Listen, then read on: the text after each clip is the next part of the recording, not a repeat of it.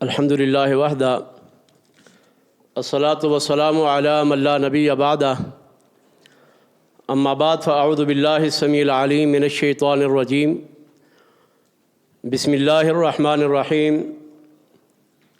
قال اللہ تعالی فی محکم تنزیلہ ان هذه امتکم امۃ واحدہ وانا ربکم فاعبدون وقال النبی صلی اللہ علیہ وسلم مثل المؤمنین فی توادہم وتراحمہم وتعاطفہم کمثل الجسد الواحد۔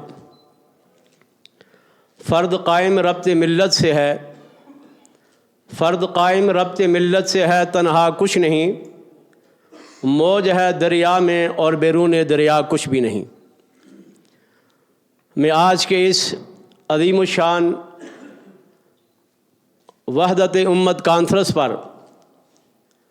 محترم جناب حضرت علامہ سید جواد نقوی صاحب کو اور ان کی تمام رفقاء کو، ان کی ٹیم کو دل کی عطا گرائیوں سے مبارکباد پیش کرتا ہوں کہ اس وقت جب پوری دنیا کے اندر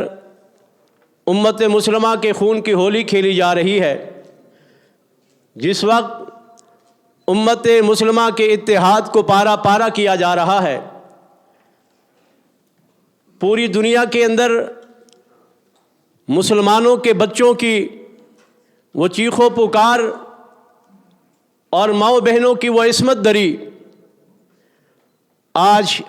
حضرت علامہ سید جواد نقوی صاحب نے پوری امت کو متحد کرنے کے لیے مختلف جماعتوں کے قائدین، علماء، مشائخ اور قبائلی عمائدین کو متحد کر کے ایک میسج دینا چاہا، ایک پیغام دینا چاہا کہ آج اگر امت مسلمہ متحد ہو جائے، اگر ہم لا الہ الا اللہ کی بنیاد پر آپس میں ایک ہو جائے تو دنیا کی کوئی طاقت مسلمانوں کا کچھ نہیں کر سکتی۔ مسلمان آپس میں ایک جسم کی مانند ہوتا ہے۔ امام کائنات نے کہا مثل المؤمنین فی توادہم وتراحمہم وتعاطفہم کمثل الجسد الواحد، کہ مسلمان فلسطین کا ہو، مسلمان چیچنیا کا ہو، مسلمان بوسنیا کا ہو، مسلمان کشمیر و افغانستان کا ہو، مسلمان اراکان و برما کا ہو، صومالیہ کا ہو، کسی قوم قبیلے سے تعلق رکھنے والا ہو، کسی رنگ و نسل سے تعلق رکھنے والا ہو، اگر لا الہ الا اللہ کا اقرار کرتا ہے تو کونین کے تاجدار نے کہا کہ وہ ایک جسم کی مانند ہے۔ آئیے علماء اکرام، زعماء اور قائدین، آج ہمیں آگے بڑھنا ہوگا، آج ہمیں متحد ہونا ہوگا، اور جب مسلمان آپس میں متحد ہوتا ہے تو ہم نے بدر میں دیکھا 313 تھے، 1000 پہ غالب آ گئے۔ ہم اللہ کے نبی علیہ الصلوۃ والسلام کے غزوات کو دیکھتے ہیں، حضرات جب مسلمان متحد ہوتا ہے تو کفر کبھی بھی اس پہ حملہ آور نہیں ہو سکتا۔ ہم اپنے قریب افغانستان کو دیکھتے ہیں، دنیا کی 2 سپر طاقتیں آئیں اور افغانستان سے پاکستان پھر بحیرہ عرب تک انہوں نے مسلمانوں کے اوپر حملہ کر کے مسلمانوں کے ملکوں کو تہس نہس کرنا چاہا، لیکن آسمان کی آنکھ نے دیکھا کہ دنیا سے مسلمان اکٹھے ہوئے، الہ کلمت اللہ کے لیے قربانیاں پیش کرنے والے، جانوں کے نذرانے پیش کرنے والے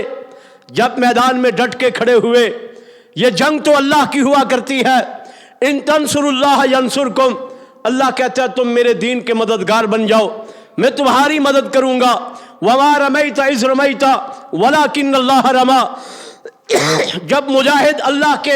راستے میں کھڑا ہو کر جہاد کرتا ہے، جب وہ دشمن پہ وار کرتا ہے، یہ جنگ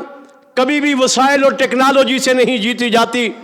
یہ جنگ ایمان سے جیتی جاتی ہے۔ تو آج فلسطین کے اندر جو مسلمانوں پہ ظلم ہے، آج قبلہ اول مجھے اور آپ کو پکار رہا ہے، لبیک یا غزہ، لبیک یا اقصی، آج ہمیں کھڑا ہونا ہوگا اور ان دنیا کے غاصبوں کافروں کو یہ پیغام دینا ہوگا کہ انشاءاللہ پوری دنیا کے مسلمان متحد ہے، متفق ہے، اور قبلہ اول کی آزادی کے لیے،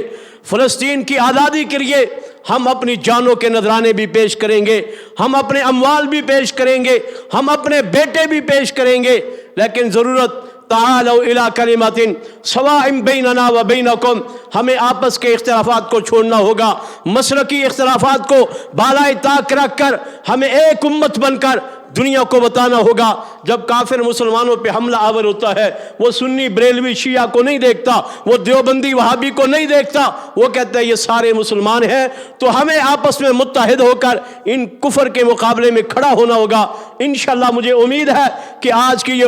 وحدت امت کانفرنس دنیا کو یہ میسج دے گی کہ انشاءاللہ پاکستان کے اندر بسنے والے تمام جماعتوں کے لوگ، تمام مسالک اور فرقوں کے لوگ وہ فلسطین کے مسئلے پہ متحد ہیں۔ ہم متحد ہوئے تو آنے والا دور انشاءاللہ فلسطین کی آزادی کا دور ہوگا۔ اسماعیل ہانیہ نے کہا تھا کہ ہم یہ جو ہے نا عزم کر چکے ہیں، یا تو